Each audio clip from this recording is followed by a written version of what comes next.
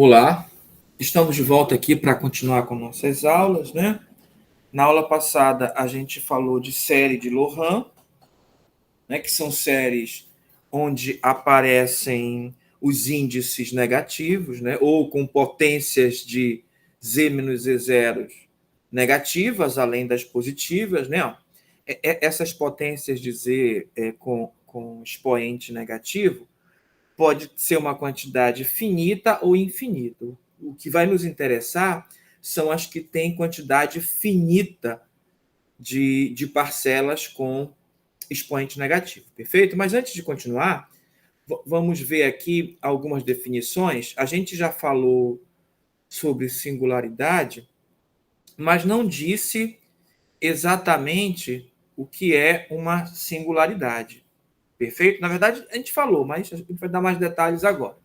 Tá certo? Outra coisa, também vamos falar sobre zero. Zero, vocês lembram o que é? Zero são as raízes das funções. Né? São os e's que tornam as funções iguais a zero. São os e's onde a imagem são iguais a zero. Então, vamos lá. Dizemos que uma função fz é singular ou tem uma singularidade em um ponto z0 se f de z não for analítica, não sendo talvez nem definida, como diz aqui, ó, em z0. Porém, toda a vizinhança de z0 contém pontos os quais, né, a função é analítica, ou seja, ela é derivável, né? Então, existe uma pequena vizinhança, né? Ó. A ideia é que exista assim, ó. Suponha que aqui a tela já é o nosso plano, né? Então, o que é que nós queremos? Né? Eu tenho aqui o ponto Z0. Eu vou colocar uma bolinha para significar que ele não é definido. Então, eu tenho o plano aqui. Né? Então, digamos que esse pedaço do plano, que é a tela, é o conjunto D, onde a função é definida. Perfeito? Z0, FZ é singular ou tem uma singularidade em Z0 quando eu consigo aqui um disco fechado ou aberto, isso não importa, digamos um disco, concentro em Z0 em um certo raio, né, claro, aqui tem um certo raio, tá certo? Onde Z0, onde F não é analítica somente em Z0. Em qualquer outro ponto aqui, ó, que você tomar aqui, ó, desse disco, FZ é analítica, ou seja, possui todas as suas derivadas. Tá certo? É isso que significa Z0 ser uma singularidade, né? E FZ ser uma função singular. Perfeito? Tá ok? Também dizemos que Z0 é um ponto singular, como eu acabei de citar. Perfeito? A ideia é essa. Tá? Bom, aí vamos... Antes de falar da próxima parte, eu vou lembrar de uma definição que a gente já falou, né, em outros cursos, e aqui mesmo já falou, que é a ideia de ponto isolado. O que é um ponto isolado? O que é um ponto isolado? De um conjunto, né? Então, a ideia é a gente ter um conjunto, né? Então, seja A contido em C, né? Um conjunto não vazio.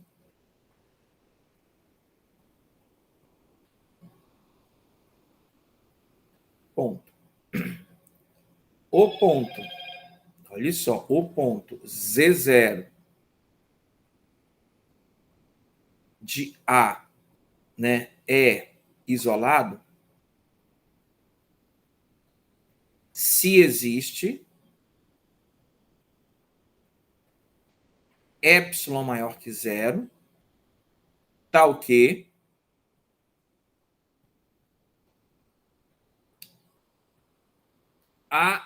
o disco de centro em Z0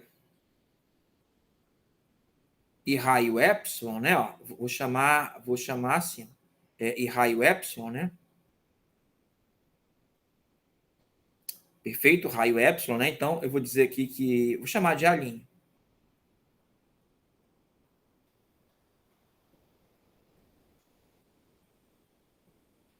Tal que são os pontos desse disco. Esse é o A', né? Na verdade, eu estou dizendo que o disco é o A'. Tá certo? Z0 é isolado se existe, né? Se a gente consegue encontrar um raio, né? Que eu estou chamando de epsilon, tal que esta circunferência que eu estou chamando de a linha, né? Esse disco, tá certo? Não está contido em A. Perfeito? Não está contido em A. Tá certo? Mais precisamente, é um pouco mais que isso. Eu vou até apagar porque é um pouco mais que isso. A linha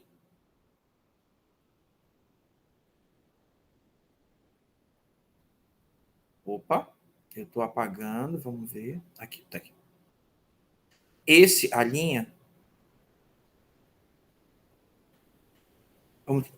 Então, e a linha interseção, melhor assim, a interseção com A dá exatamente o Z0. Quer dizer, o único ponto desse disco que é comum com A e o disco tem que ser justamente o Z0. Aí ele é isolado. Perfeito? Aí ele é isolado. Tá ok? Assim é um ponto isolado. Tá? Aí olha só. Né? Por exemplo, o conjunto Z, os inteiros, né, ó, é formado por pontos isolados.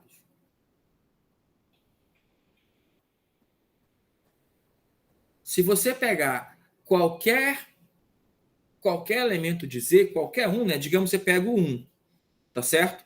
Lá no plano de Argand-Gauss, né, ó, você pega o 1, né? Você consegue uma circunferência com centro nele e raio meio, que só tem esse ponto do Z, não tem outro, perfeito? Então, ele é formado por apenas pontos isolados, tá ok? Em Z, ele é um ponto isolado, tá ok? É assim que o ponto é isolado, tá? Agora, vamos lá. Agora vamos lá. Né? Assim é um ponto isolado. Agora, olha só. Né? Vocês lembram de sequência, né? Lembram dessa sequência aqui, ó? Note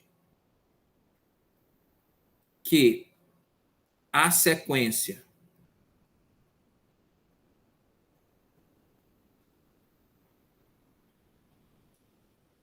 vou escrever aqui, ó, 1/2, 1/3, 1/4, né? Ó, a definição da sequência 1 sobre n. Essa sequência aqui, ó, a gente sabe que se eu for calcular, né, a gente pode representá-la simplesmente assim, né? Ó, 1 sobre n, né? Ó, perfeito? Onde n pertence aos naturais asterísticos, né? Que é a partir do 1, né? Tá ok? Agora, observe o seguinte. Observe o seguinte. Observe o seguinte. Se eu for calcular o limite quando n tende a infinito de 1 sobre n, o limite dessa sequência, a gente sabe que é zero. Perfeito? Ou seja, a partir... Melhor, a partir não. É melhor escrever dessa outra forma que eu vou colocar. Para n suficientemente grande,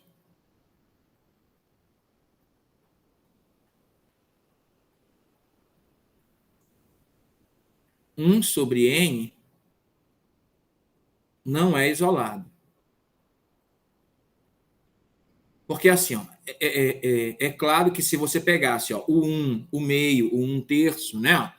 A gente sabe que esses pontos são isolados. A gente consegue uma circunferência com centro neles que não tem pontos da sequência. Entretanto, né, tomando a sequência como um conjunto, claro. Né? Entretanto, se eu pegar um n muito, muito estupidamente grande, né, ó, como ela converge... Não é assim, me perdoe. Não é para n suficientemente grande. O zero, né, o zero em relação para essa sequência, né, me perdoe o lapso, né? Deixa eu só apagar aqui. Para n suficientemente grande, né, ó, é a mudança aqui. Para n suficientemente grande, existem pontos de 1 sobre 0, de 1 sobre n, tão próximos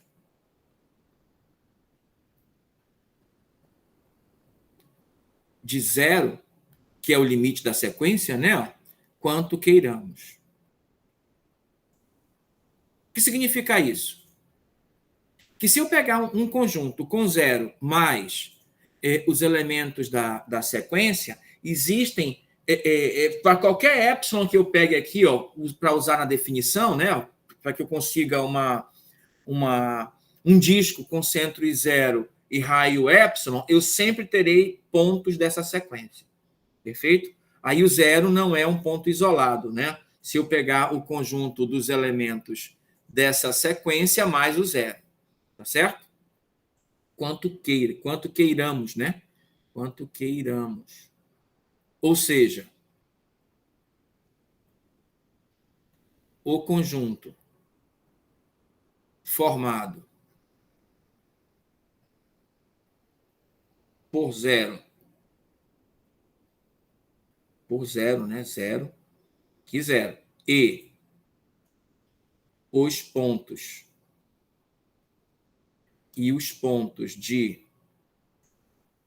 da sequência, né? Claro, 1 sobre n, né? E os pontos da sequência 1 sobre n, tá certo? Fazem com que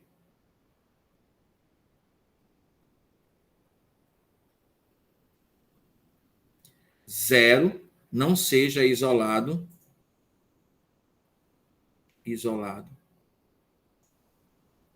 em tal conjunto. Tá certo?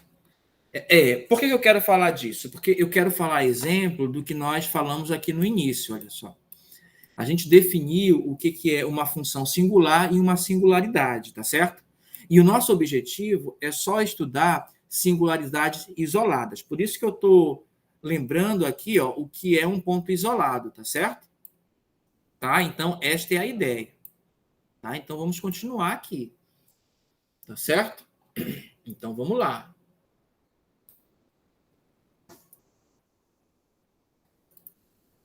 Então, vamos lá. Perfeito? Aí tá.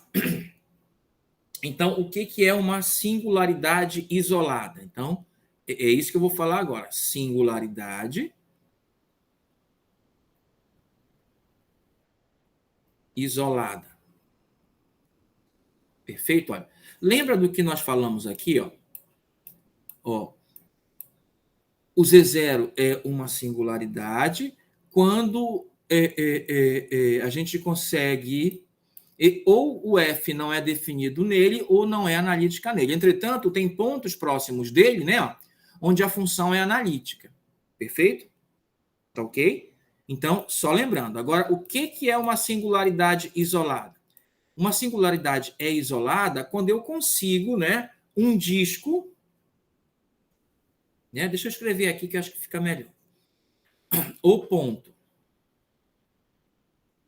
Z0 é uma singularidade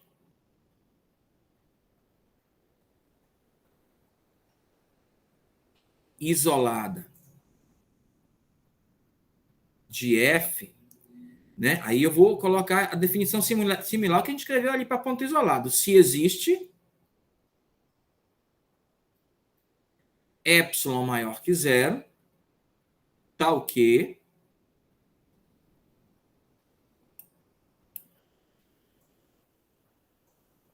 o disco fechado, né? Eu vou colocar, não, melhor colocar aberto, que eu acho que aberto abrange mais, né? O disco aberto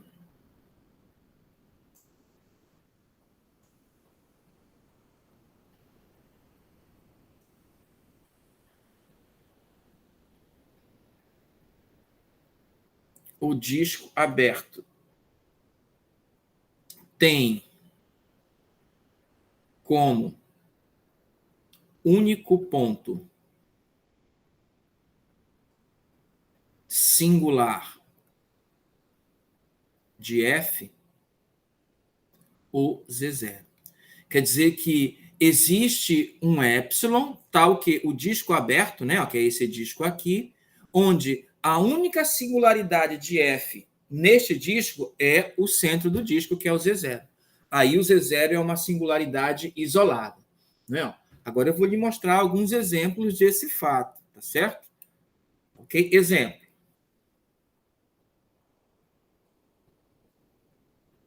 Exemplo disso. Olha só. Exemplo disso. Exemplo disso. Olha só. Veja bem. A função, né? Colocar número 1. Fz igual a tangente de Z. Tem como singularidades isoladas os pontos. Escrever aqui, ó. É Z0 igual a 2 Kπ, tá certo? Né? 2 Kπ não, é só Kπ, né? Me perdoe aí. É só Kπ, né? É só Kπ, né? Sendo que o K é um número inteiro. Perfeito? Né? Ó, se você disser que o K é zero, né? Ó, é a tangente de zero, é zero. Na verdade, é Kπ sobre 2, me perdoe, tá? É onde o cosseno é zero, né? Então, é Kπ sobre 2, me perdoe. Então, se isso aqui assim não vai dar certo, porque vai dar um que não é, né? Ó, é π sobre 2 mais Kπ. Perfeito? É π sobre 2 mais Kπ, ó, sendo que o K é um número inteiro, né? Ó. Aí, quando o K é zero, né? Ó, eu vou ter o π sobre 2. Quando o K é menos 1, eu vou ter menos π sobre 2. Quando o K é 1, eu vou ter 3π sobre 2. Quando o K é menos 1, eu vou ter, aliás, menos 2, eu vou ter menos 3π sobre 2 e assim por diante, né? Então, aqui ó, vão dar todos os pontos onde a tangente não é definida, mais que isso, onde ela não é analítica. Perfeito? E note que todos esses pontos são isolados. Perfeito? Todos esses pontos são isolados. Tá? Né? Para qualquer um deles, eu consigo um raio pequeno, digamos, aqui, olha só. Se eu colocar aqui na reta, né? Aqui o zero, aqui o π sobre 2, aqui o menos π sobre 2, digamos que aqui é o π, né? Então, aqui é o menos π. Estou desenhando no plano de Argand-Gauss somente o eixo dos reais, tá certo? Aí aqui é 3π sobre 2, e aqui é menos 3π sobre 2, e tem os outros que a gente não vai colocar. É só para você ver, ó, que em qualquer desses pontos que eu escrevi aqui do lado, né, que são esses aqui, né, ó, tá certo? Que são esses que eu estou marcando aqui com a setinha, eles são singularidades isoladas, porque basta eu pegar uma circunferência com centro nele e raio π sobre 2, né, ó, que eu só tenho ele nesse disco, né? Ó. Eu só tenho ele nesse disco, tá certo? Para qualquer um, basta pegar o raio π sobre 2 que você só tem ele no disco, né? Ó. Tendo só ele no disco, né? Ó, é o único ponto do disco onde a tangente de Z, né, tem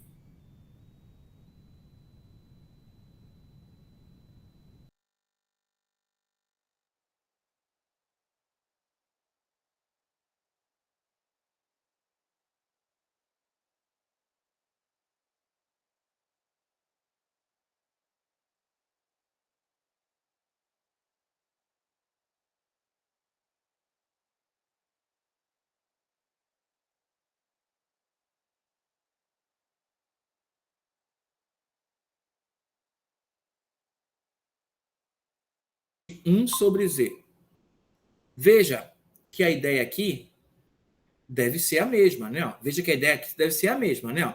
Só que aqui eu vou colocar mais detalhes. Aqui eu já disse qual é o ponto, né? Mas a ideia é a mesma. Só que aqui, ó, eu vou ter que 1 sobre Z0, tá certo? Tem que ser igual a π sobre 2 mais kπ. Perfeito? Aí, o que é que eu tenho aqui? Ó? Isso implica que o Z0 é igual a 1 sobre π sobre 2 mais kπ, que é a mesma coisa que 2 sobre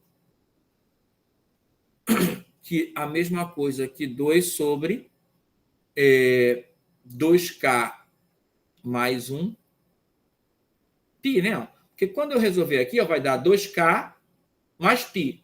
Colocando o π em evidência, vai dar 2k mais 1 π sobre 2, aí eu coloquei o 2 para cima e ficou assim, ó.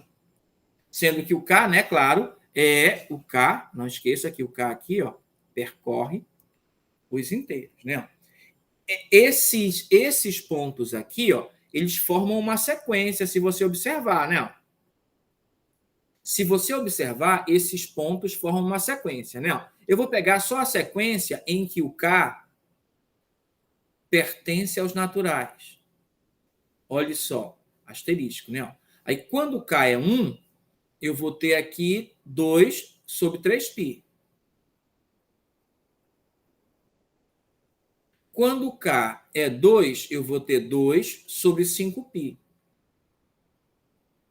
Quando k é 3, eu vou ter 2 sobre 7π. Ou seja, né, olha só, essa sequência que é definida assim,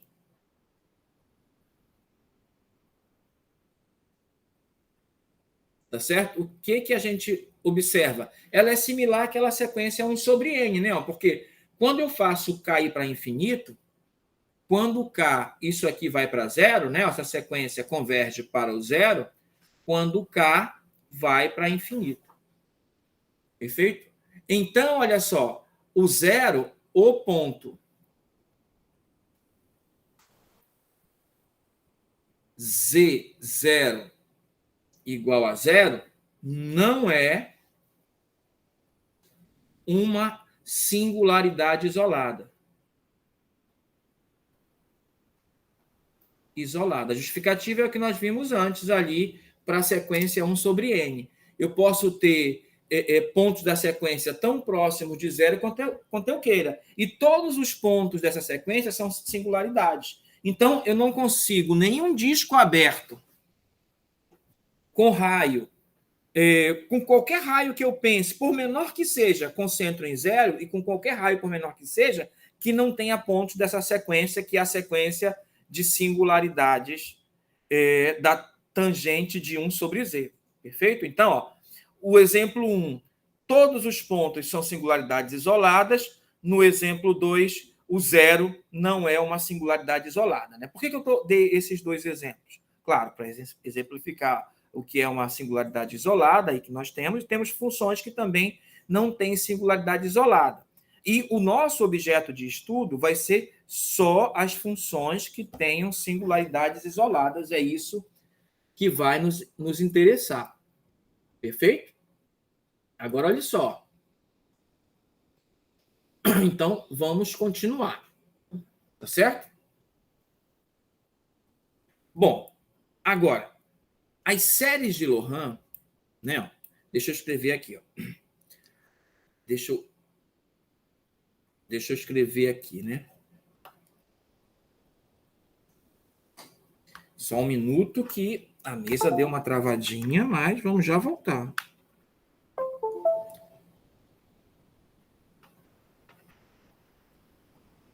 Olha só. As séries de Lohan, elas nos permitem fazer o seguinte: elas nos permitem classificar as singularidades, tá certo? Então, na próxima parte que eu vou falar agora, vai ser justamente sobre isso. Então, eu vou salvar essa tela, vou apagar para a gente continuar, tá certo?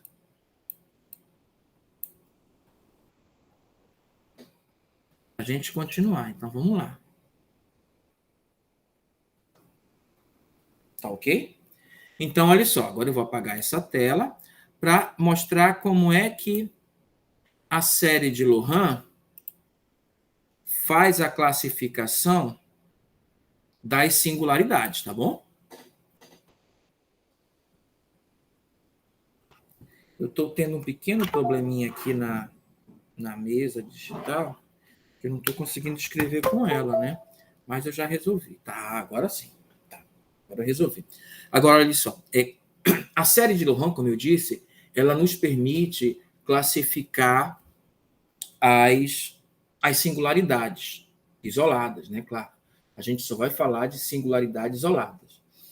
Tá certo? Tá? E outra coisa, essa classificação vai ocorrer numa vizinhança de Z0, bem próximo, né? Num local onde Z0 é a única singularidade da função f. Tá bom? Então, vamos lá. Bom, a ideia é a seguinte: ó. As singularidades isoladas Z0 de f podem ser classificadas, como eu disse, pelas séries de Lohan. Tá certo? Aí, vamos colocar aqui a série de Lohan e vamos ver como é que vai surgir a classificação, né? Então, vamos escrever aqui. Ó. Série de Lohan da função f com ponto singular isolado Z0. Dois pontos. Então, eu vou ter aqui, ó, Fz é igual ao somatório. Eu vou colocar primeiro naquele formato que a gente viu inicialmente, né? Que é n igual a zero até infinito, né? Porque eu vou precisar, então vai ser AN vezes Z menos Z0 elevado a N, mais somatório, agora a parte, né? Com os expoentes negativos, né? N variando de 1 até infinito, tá certo?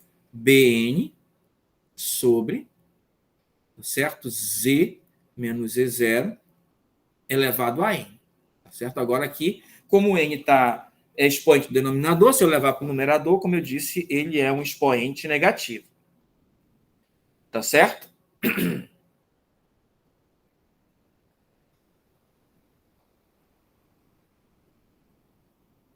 Então, seja R ou epsilon, né? Vou chamar de epsilon, positivo, tal que o disco Z menos E0 possui apenas Z0 como singularidade.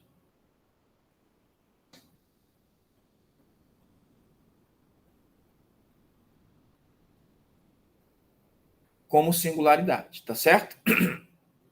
Bom, nós chamamos de parte principal da série de Lohan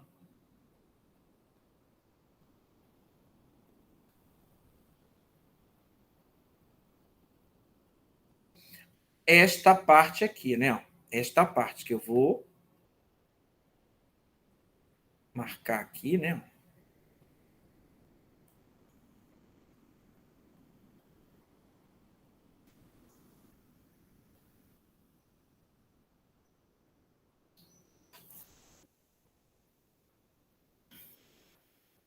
Tá certo? Eu vou copiar e tentar colocar aqui, né?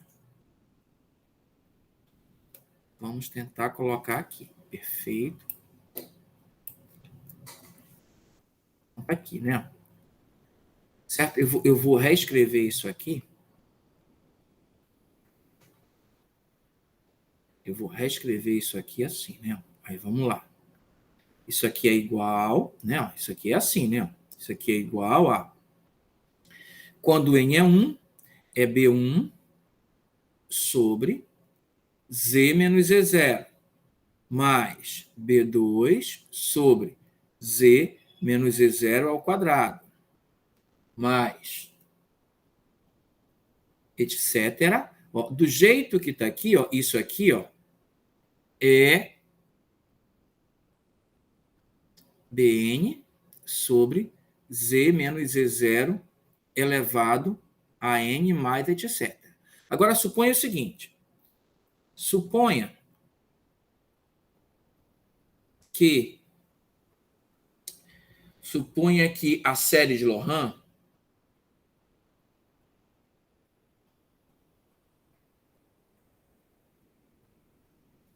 possui uma quantidade finita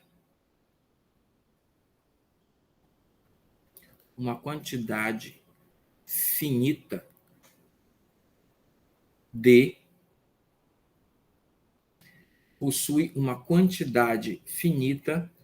expoentes negativos, finita m de expoentes negativos.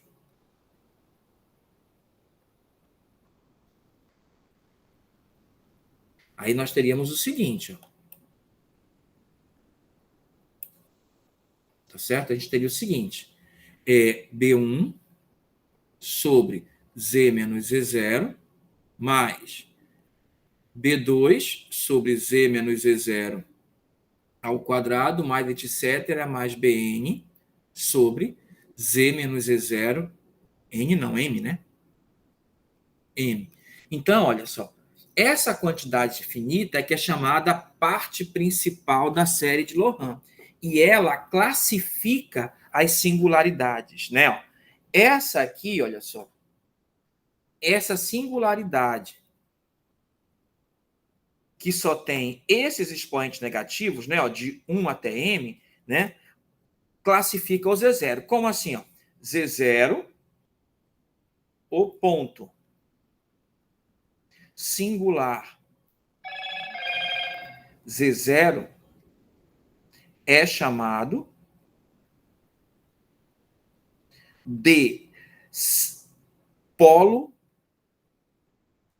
de ordem M. Perfeito? Por quê? Porque o maior expoente negativo que aparece na série de Lohan é o M. Perfeito? Então, ele é um polo de ordem M. Esse é o nome do ponto singular Z0. Quando M é igual a 1, Z0 é chamado simplesmente de polo simples. Você pode chamar de polo de ordem 1, claro, ou apenas de polo simples. Tá certo? Agora, olha só. Eu não sei se você está lembrado de quando a gente fez cálculo 1, que a gente tinha, por exemplo, assim, ó, o limite, quando x, digamos, tende a 1, de x ao quadrado menos 1 sobre x menos 1. A gente sabe que esse limite vai dar exatamente 2, né? Perfeito? A gente sabe que esse limite é 2. Tá ok? Ó. Se a gente pensar na função fx igual a x ao quadrado menos 1 sobre x menos 1, tá certo? Ela não é derivável em x igual a 1, tá certo? Mas a gente pode redefini-la da seguinte maneira, olha só. A gente pode redefinir da seguinte maneira. A gente pode criar uma função, né? Ó, veja que ela não é derivável nem contínua, né? Ó. A gente pode torná-la contínua assim, ó. A gente fala o seguinte, que g de x é igual a x ao quadrado menos 1 sobre x menos 1, se x é diferente de 1, e diz que ela é igual a 2 se x é igual a 1. Aí, olha só, aí essa singularidade aqui para essa função, né? Se em vez de... Aqui eu estou falando dos reais, mas se em vez de reais eu pensar em complexos para essa função, essa singularidade, olha só, ela deixou de ser singularidade, porque eu consegui definir e consigo até derivar no 2 se eu definir a função dessa forma. Perfeito? Então, olha só, essa singularidade ou polo dessa função é chamada de removível, tá certo? Quando não for possível fazer algo parecido, como eu estou fazendo aqui, ó, então essa singularidade ou polo é chamado de essencial, né? Ó. Ela é essencial quando ela não for removível, tá certo? Então a ideia é essa, tá ok? Essa é a ideia de singularidade essencial, tá certo? Ou polo essencial, né? Como você queira chamar, tá certo? Vamos ver um exemplo do que a gente está falando, além desse que a gente já acabou de falar? Exemplo, 2 pontos, né? Vamos ver aqui, ó. Olha só, a função fz descrita como 1 sobre z menos 2 elevado a 5 mais 3 sobre z menos 2 ao cubo. Né? Olha só, vamos fazer análise do ponto de vista de singularidades, polos, singularidades essenciais, etc. Né? Olha só. Essa função, olha só, ela tem 2 polos, tá certo? Quais são os polos? O z igual a zero é polo simples. Ah, como assim, professor? A ideia é simples, olha só. Se o z for zero, ó, dá problema aqui, né? Aqui não dá, mas aqui dá problema, porque zero vezes o que foi isso daqui, né? Ó, vai dar zero. Então a função não é definida para z igual a zero, né? Ó. E o expoente do z ó, é 1. Então, olha só, o polo é simples. Agora, z igual a 2 é polo de ordem 3, né? Ó. Veja que a gente falou que o polo é o maior expoente, né? Ó, de z menos z0, onde a expressão da função não é definida. Nesse caso, ó, 3 não, é 5, me perdoe, que o maior expoente é 5, né? Acabei de falar uma coisa e escrevi outra. Aí o maior expoente é 5, então ele é polo de ordem 5, porque ó, aqui faz dar 0 e aqui faz dar 0. Mas o maior expoente que aparece é o 5, então ele é um polo de ordem 5. Perfeito, né? Ó, vamos ver um outro exemplo. Olha aqui a função.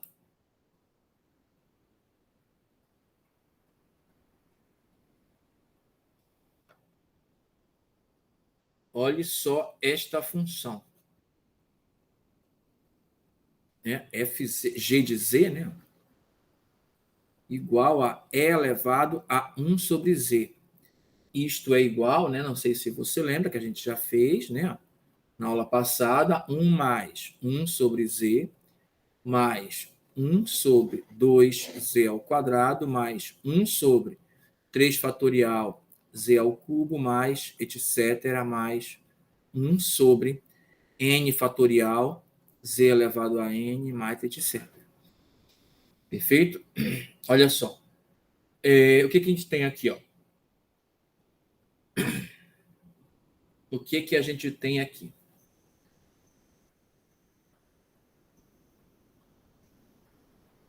Veja que esta função aqui ó, tem singularidade isolada em z igual a zero. Perfeito? Na verdade, assim, para qualquer disco de centro zero, não importa o raio, né, para essa função e elevado a 1 sobre z, o único ponto singular que você tem é o z igual a zero. Então, automaticamente, ele já é isolado. Não tem outro. Perfeito? Ah, professor, mas e a ordem? A ordem não dá, porque aqui é uma infinidade. A gente só consegue classificar o polo ou a singularidade se a quantidade de expoentes negativos, né, ó, das parcelas for uma quantidade de parcelas finita, né, como a gente teve aqui, ó, nesse exemplo anterior e nesse outro aqui que a gente colocou, né, ó, né, na nossa definição. Ó, é assim que é a nossa definição.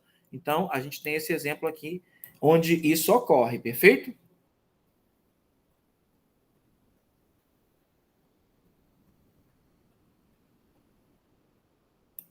Tá ok? Agora, olha só. vamos dar continuidade. Então, vamos salvar aqui essa tela.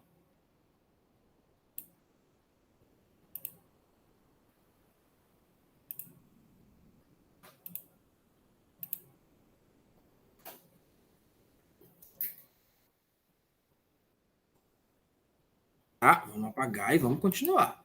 Então, agora a gente já sabe classificar os polos. Claro que essa classificação é só para a gente identificar quando a gente tiver o expoente, mas não tem nenhuma assim razão mais prática, vamos dizer assim. Tá certo? É apenas do ponto de vista do comportamento das funções, tá ok? Agora aqui, o que é o zero de uma função, né? Agora aqui, esta outra ideia é também tão interessante quanto a que a gente viu, né? Então, zeros, né? Que é a outra parte que a gente queria falar. Zeros da função. Bom, a gente aprendeu o seguinte, que z0 é um zero de uma função real quando ele é raiz, simplesmente. Tá certo? Claro que aqui essa ideia não vai mudar. Mas a gente vai falar aqui, ó, de uma outra coisa, né? Primeiro é que o zero pode ser isolado ou não, né? Um zero é isolado, ó, sendo f, seja f uma função complexa,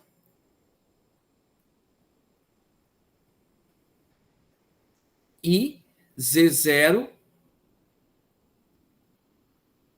um zero de f.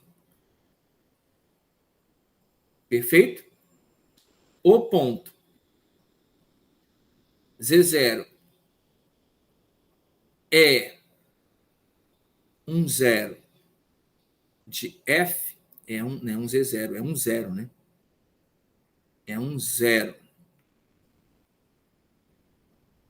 de f se f de z0 é igual a zero, claro, com f de z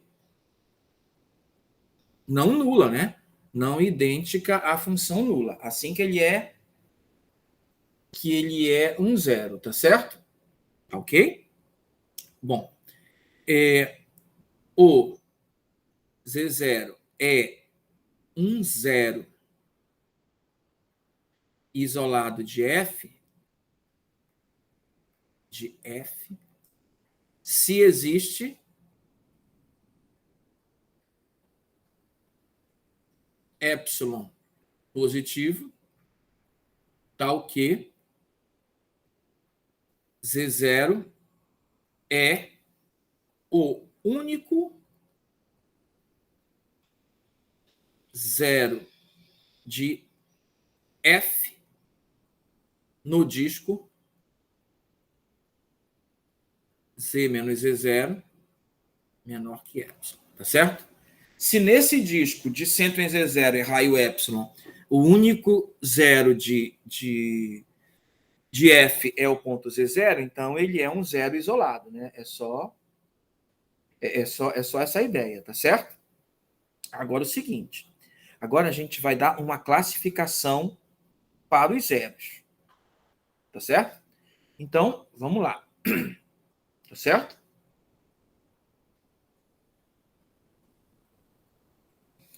Bom,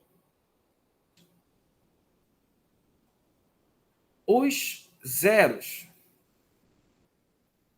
de f podem ser classificados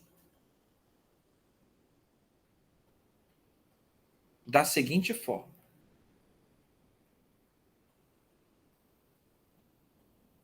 Da seguinte forma. 2 pontos. Olha só. A ideia aqui é a seguinte.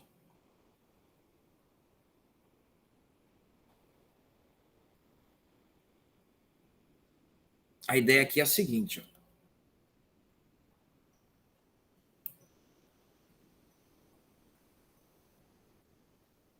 Z igual a Z0 é de ordem 1 se f de Z0 é igual a zero. Perfeito? Tá certo? Agora, Z igual a Z0 é de ordem 2 se f' de Z0 é igual a f de Z0, que é igual a zero. Ou seja, ele é raiz da função e da derivada dela. Perfeito? Né?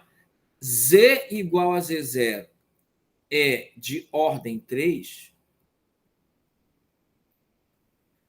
se f duas linhas de Z0 é igual a f' de Z0, que é igual a f de Z0, que é igual a zero. Ou seja, ele é zero, tá certo? Ele é zero exatamente da derivada segunda, da derivada primeira e da função original. Então, ele é raiz de todas essas funções. Perfeito? Aí, ó, assim por diante, e assim por diante, né? Claro, assim por diante, né? Z igual a Z0 é de ordem N se f n-1 Z0 é igual a etc. f' de zero, que é igual a f de Z0, que ele é igual a zero. Olha só, aí ele é de ordem N quando ele é raiz da enésima derivada menos 1, tá certo? Até a função original, olha só, ele é raiz de todo mundo aí, né? Segue exatamente a mesma ideia, né? Por exemplo, ele é de ordem 4 quando é raiz da derivada terceira, da derivada segunda, da derivada primeira e da função original. Perfeito? É assim que a gente classifica os zeros da função. Tá ok? Né? Utilizando justamente as derivadas. Tá ok? Tá. Agora, olha só. Uma outra ideia, né? Na verdade, é um teorema que eu até vou colocar aqui, ó. Eu não vou escrever, eu vou colocar aqui, né?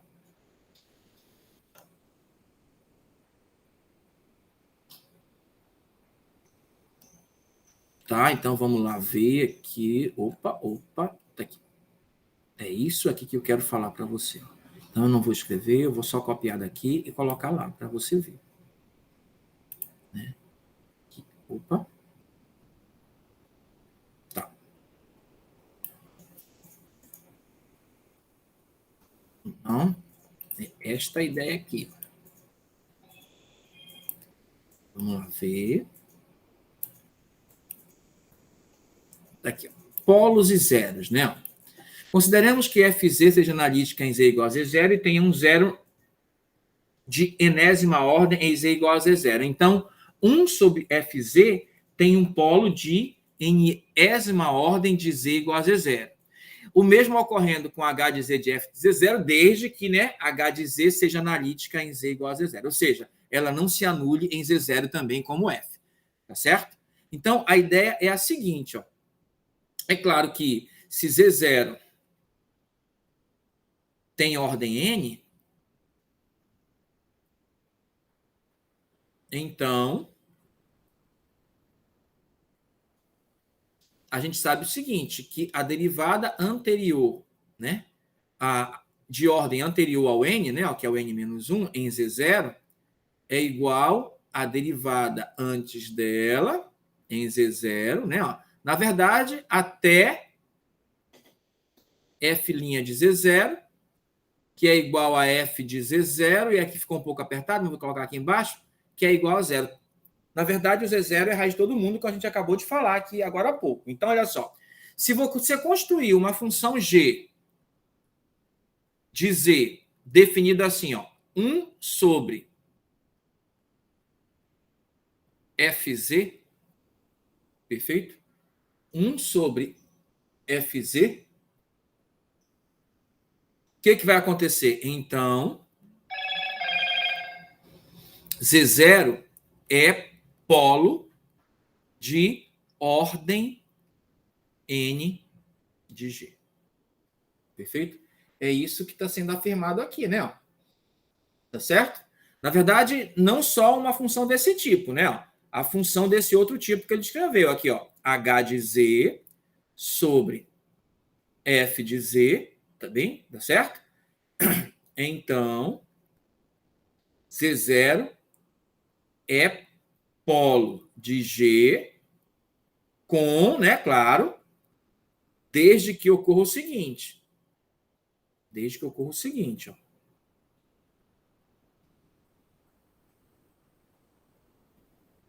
O Z0 não seja a raiz da função do numerador.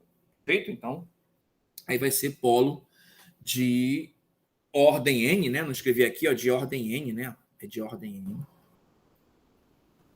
De G, né? Desde que o H de zero não seja zero. Tá ok?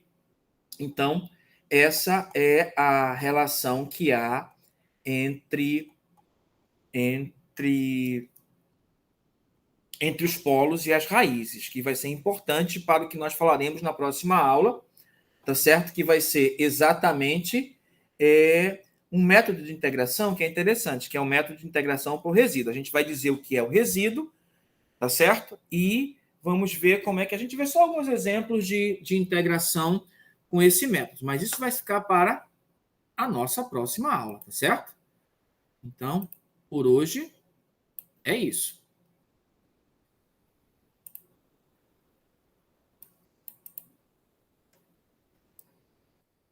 Então, até a próxima aula, senhores.